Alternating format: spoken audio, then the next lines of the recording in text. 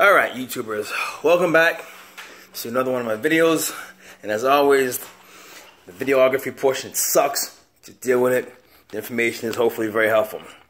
I'm actually about to show you I had an air leak, alright, or a vacuum leak in my car for, shit man, maybe almost 18 months, alright? Nobody could find it. But my car, how I knew had a leak, because it had a real rough idle, especially when I put it in gear and load, it got even rougher. And I'm just like, there's gotta be a vacuum leak. That's a great sign of a vacuum leak. Brought it to a couple of shops. No, there's no vacuum leak. The car's running fine. I mean, it's got some rough idling, but there's nothing going on. Yeah, you hear that all the time. It just wasn't sitting with me, all right? So I kept looking, and I ran across another video that actually taught me about the evap, okay? And I'm gonna go ahead and turn around and show you what it is in just a minute. I'm gonna show you the old one, and I'm gonna show you the new one, and actually show you why I did not get any codes, and how the system, how the part still failed. All right, so I'm gonna go ahead and see if I can flip this around. Nope, this motherfucker's not flipping.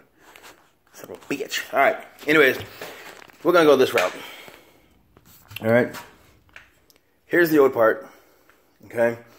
And the way this works is there's a positive in the ground. It's a wire that hooks up into here. And what happens is when this solenoid gets power, the solenoid opens up and air is able to pass through this nipple, through the solenoid and out that nipple, okay? That nipple then goes into your actual intake chamber. Now, if this portion, all right, the electronic portion has failed, the solenoid has failed, you're going to get some type of code that tells you the evap solenoid is failed, all right? If it's still working, what's going to happen is this usually stays in the closed position. You can test this by blowing air through this side, through this nipple, all right? If you can blow air through this nipple, then your shit has failed, okay? More likely, if you're not getting a code, that solenoid is still closed, and you can blow like the wolf. You're not gonna get any air through that solenoid, all right? However, if you feel like you have a vacuum leak, what happens is when the motor's running, the motor creates a vacuum, and it's sucking, all right, from this solenoid. There's another diaphragm in here, okay? And that diaphragm's job is to stay sealed up.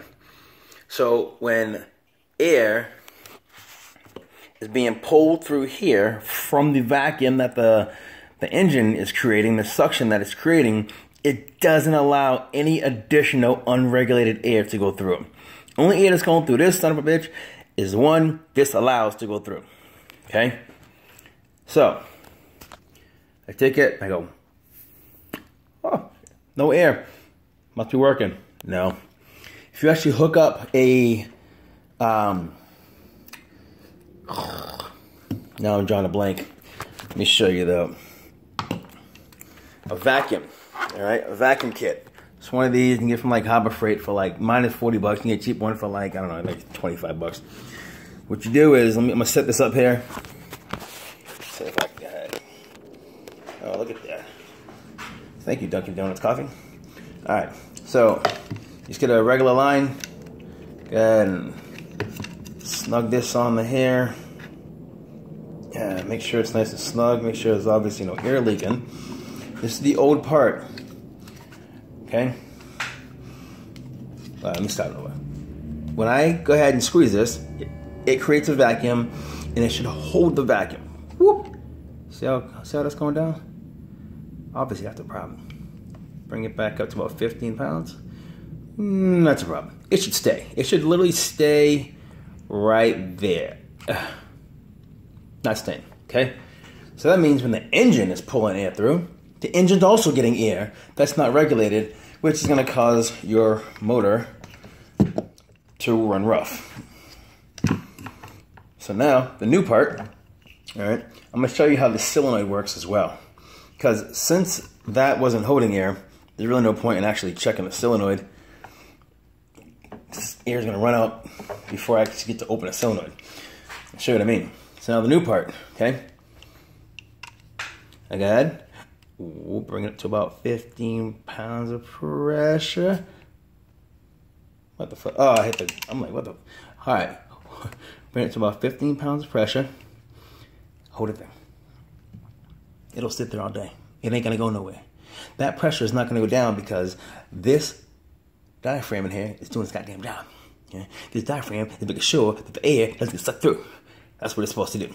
Now, when I want to release it, okay, when the power gets put to the negative and the ground, I'm sorry, negative and positive, all right? Doesn't matter which way it goes, and the car is just hooked up. You're gonna see, when I connect the battery, it's gonna open up this solenoid, allowing the air to be released, okay? All right, now, do it again, about 15 pounds. I'll go ahead and just connect it. Boop, you had a little boop. All right, that's the diaphragm opening up. Let's do it again, all right? You can hear it. You can hear the diaphragm opening up. Hey, listen. All right. This is brand new. It's working. Thank God. So I put up a video for anybody who had anything that they could hop on and why my car is still running rough at idle. All right. Or when I put it in gear and I'm sitting at idle, problem solved. But I want to thank you all so much for all the help that was given. And if anybody else is having this problem, that's a quick and easy way to test if you have a leak, a vacuum leak, all right, coming from that part. Thank you very much. And I can't think of life of me what the name of this part is right now. I know it's like an evap, low fuel pressure sensor. I can't think of the official name though, but I'll put it in the title so you'll be able to look it up. All right.